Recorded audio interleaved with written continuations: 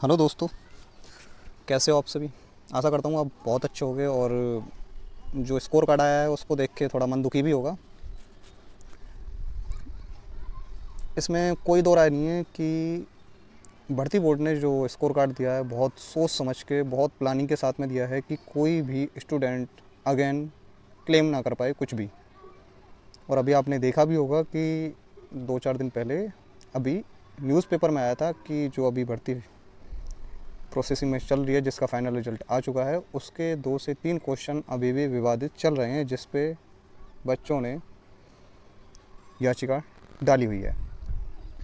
और कुछ बच्चों ने आज भी याचिका डाली है और एक भाई का आज मेरे पास में कॉल भी आया था कि भाई ये विवादित क्वेश्चन है, पहले कुछ और आंसर माना था और कुछ टीचर्स ने भी दो दो आंसर माने हैं और आयोग ने पहले कोई एग्ज़ाम हुआ था उसमें भी दो आंसर माने गए हैं, बट ये मेरा नंबर काट दिया गया है।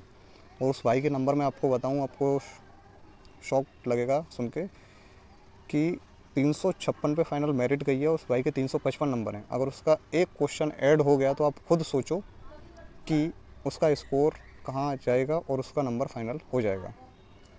तो ये तो तुम्हें पता लग गया होगा कि भर्ती बोर्ड ने बहुत सोच समझ के, बहुत प्लानिंग के साथ में बच्चों के बहुत प्रेशराइज करने के बाद में भी अपने तरीके से स्कोर कार्ड जारी किया है।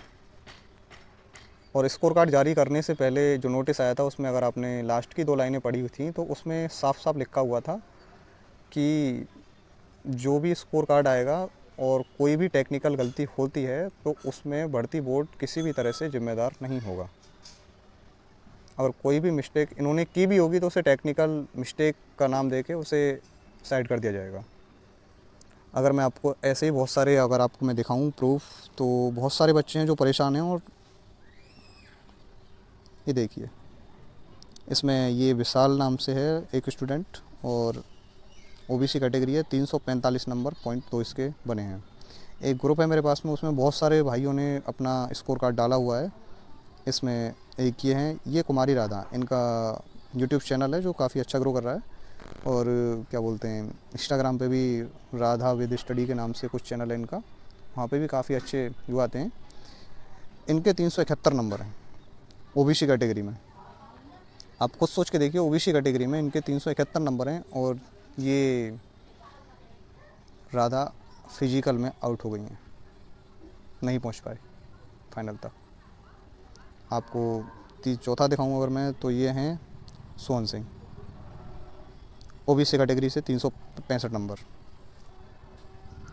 ये हैं 301 नंबर। इनका अगर मैं आपको बताऊं, इनको मिले हैं अप्रॉक्स 20 से 25 के आसपास में नॉर्मलाइजेशन मिला है, जो इनके 301 नंबर हुए हैं। आप खुद सोचो कि 14 की फर्स्ट में कहाँ तक नॉर्मलाइजेशन गया है, आप अंदाज़ा नहीं लगा सकते हो। एक ये भाई है 345 नंबर, ओबीसी कैटेगरी से, धीरज नाम है इनका। और इन्होंने कुछ लिखा भी है, 15 की फर्स्ट में इनका पेपर था, पॉइंट 86 नॉर्मलाइजेशन मिला है, रो स्कोर 345 था। आप खुद देखो, किसी को तो एक नंबर का नॉर्मलाइजेशन नहीं दिया और किसी को इतना नॉर्मलाइजेशन दे दिया है कि वो नॉर्मलाइजेशन से ही फाइनल हो गया है। एक ये भाई हैं, इनका है 15 की सेकंड शिफ्ट में था, 12.33 का नॉर्मलाइजेशन मिला है, 330 इनके रो मार्क्स से, तब भी ये शायद फाइनल तक नहीं पहुंच पाए क्योंकि पहली मेरिट ही 350 गई थी ऐसी कैटेगरी में। एक ये हैं भाई, 31 नंबर मिले हैं, 116 क्वेश्चन सही थे, 290 नंबर थे और 321 हो गए, ओबीसी कैटेगरी। आप खुद सोच के देखो, किसी को 31, किसी को पॉइंट 86, किसी को 1 नंबर का भी नहीं, और किसी को 30 नंबर का, किसी को 12 नंबर का, किसी को 15 नंबर का। आप खुद अंदाज़ा लगा सकते हो किस बिहार पे नॉर्मलाइज स्कोर हुआ है ये। 368 नंबर ओबीसी कैटेगरी और 369 पे इनकी मेरिट गई है। आप खुद सोच के देखो कि भाई कितनी पास से रह गया। मेरे पास 1 नंबर कम है मुदित भैया से, प्लीज़, मतलब इन्होंने मैसेज डाला हुआ है, 1 नंबर कम है इनका। ये हैं हमारे रैंक 1, जो यूपीएसआई कैटेगरी में, जो यूपीएसआई का पेपर हुआ उसमें रैंक 1 जिनका था, इनके 400 से भी ऊपर नंबर पहुंच गए हैं। आप अंदाज़ा लगा सकते हो नॉर्मलाइजेशन कहाँ तक पहुंचा है। आप बोलोगे कि सभी में पहुंचता है, आप खुद सोच के देखो कि मतलब नॉर्मलाइजेशन का कितना बड़ा खेल है। मतलब कोई 400 के ऊपर ही पहुंचा दिया। उन्होंने तो मोदी जी का नारा भी प्रूफ कर दिया, अब की बार 400 पार। एक ही है। इस भाई का थोड़ा मुझे दुख भी हुआ है थोड़ा सा। इसने बोला है आज यूपीएसआई स्कोर कार्ड जारी हुआ है, ओबीसी की कट ऑफ 369.2 गई है, जबकि मेरे मार्क्स 371.5 हैं, लेकिन चयन नहीं हुआ है, कारण दौर में बाहर। 94% की कट ऑफ गई है। इस परीक्षा की 12 लाख बच्चों का कंपटीशन में मेरा नाम आया है, लेकिन बाहर हुआ हूँ दौड़ में। ऐसा भी नहीं है कि ये मेरी दौड़ समय पे नहीं आ रही थी, मेहनत बहुत की थी, लेकिन दौड़ से एक दिन पहले बुखार आ गया, साथ नहीं दिया, शायद इसी को किस्मत कहते हैं। तो भाइयों, किस्मत का बहुत बड़ा खेल है, ये ध्यान रखना अगर आप कंपटीशन लाइन में उतरे हुए हो तो। पहली बार ऐसा हुआ जब मैंने घर पे झूठ बोला कि मेरी दौड़ लग गई, क्योंकि मुझे समझ नहीं आ रहा था उन्हें कैसे सच बताऊं। इससे पहले भी दौड़ में बाहर हुआ था, कभी ऐसा होता है आप खुद संतुष्ट नहीं कर पाते कहाँ गलती हुई है। ऐसा 7वीं बार हुआ है जब मैं बिल्कुल करीब जाके बाहर हुआ हूँ। यूपी आरआरबी एनटीपीसी कुछ एग्ज़ाम इन्होंने दिए हुए हैं, कोई शब्द नहीं है, इन्होंने अपना स्कोर कार्ड दिखाया हुआ है, 371 इनके नंबर हैं। ओबीसी कैटेगरी में 369 इनकी कट ऑफ गई है। आप अंदाज़ा लगा सकते हो कि भाइयों, मैं आगे की चीज़ों के लिए बस यही बोलूँगा, जो भाई यूपीएसआई में रह गए हैं, अगर उनका यूपी कांस्टेबल में हो गया है, और जो भाई रनिंग में रह गए हैं, स्पेशली भाई आपके लिए तो कुछ बोलना चाहूँगा। आपका शिवा नाम यहाँ पे शो हो रहा है, शिवा यादव जी। भाई अगर आपका यूपी कांस्टेबल में आ गया, आप बहुत अच्छे से तैयारी कर लेना रनिंग की। आप खुद सोच सकते हो, अगर आपको यूपीएसआई की रनिंग इतनी भारी पड़ गई तो यूपी कांस्टेबल की कितनी भारी पड़ेगी। इससे अच्छा आप प्रैक्टिस करते रहना, जिससे आपका रनिंग कंप्लीट हो जाए, क्योंकि आप इतने अच्छे नंबर अगर एसआई में लेके आए हो तो कांस्टेबल में कोई दो राय नहीं है, आपके नंबर बहुत अच्छे होंगे।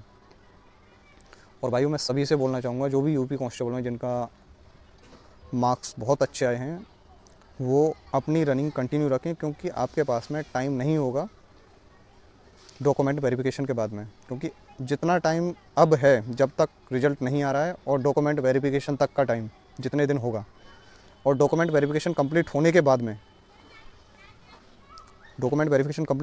में रनिंग की डेट जब तक आएगी, तब तक का ही आपके पास में टाइम है आपके पास रनिंग करने का। इसी में आप अपनी रनिंग को बहुत अच्छी कर लीजिए। ऐसा ना हो आपके मार्क्स बहुत अच्छे हों और आप रनिंग में रह जाओ, जैसा कि इस भाई के साथ में हुआ है।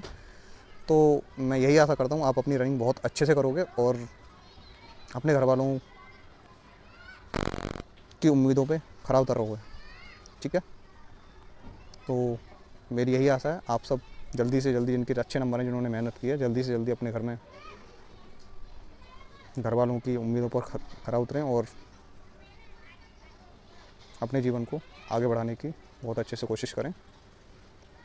धन्यवाद। इसके लिए बस ये बोलना चाहूँगा भर्ती बोर्ड के लिए, क्योंकि भर्ती बोर्ड पे भाई कुछ नहीं बोल सकते हम, किस तरह से नॉर्मलाइजेशन करता है, किस तरीके से नहीं करता है, क्योंकि नॉर्मलाइजेशन का फॉर्मूला बस नोटिस में लिखा हुआ आता है, उसमें ये नहीं पता कि शिफ्ट वाइज होगा या सब्जेक्ट वाइज होगा। अभी तक यूपीएसआई में, जैसा कि मैंने वीडियो में देखा, कुछ टीचर्स ने बताया कि यूपीएसआई में नॉर्मलाइजेशन सब्जेक्ट वाइज होता है, ऐसा नोटिस में कहीं भी नहीं लिखा हुआ था।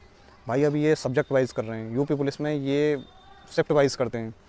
ऐसा ना हो अगर यूपी पुलिस में इन्होंने सब्जेक्ट वाइज, अगर ये आगे बोलने लगे कि हमने क्वेश्चन वाइज किया, तो भाई तब भी कुछ नहीं बोल पाओगे, क्योंकि नोटिस में कुछ लिखा हुआ नहीं है। और नॉर्मलाइजेशन बहुत बड़ा खेल है, जो नॉर्मलाइजेशन के आधार पे जो भी ये नंबर घटा बढ़ा देते हैं, बस स्टूडेंट के पास में यही रह जाता है कि किस्मत।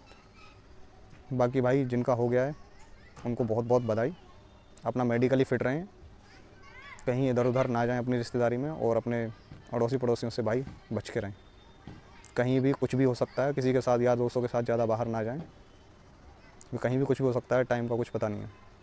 तो अपना ध्यान रखें विशेषकर। और कांस्टेबल वाले भाइयों के लिए जिनका होने वाला है, जिनके नंबर बहुत अच्छे हैं, उनको अग्रिम बधाइयाँ। थैंक यू सो मच, आपने वीडियो को बहुत ध्यान से सुना। अगर आपको वीडियो अच्छी लगी हो तो चैनल को सब्सक्राइब ज़रूर करना, वीडियो को शेयर ज़रूर कर देना।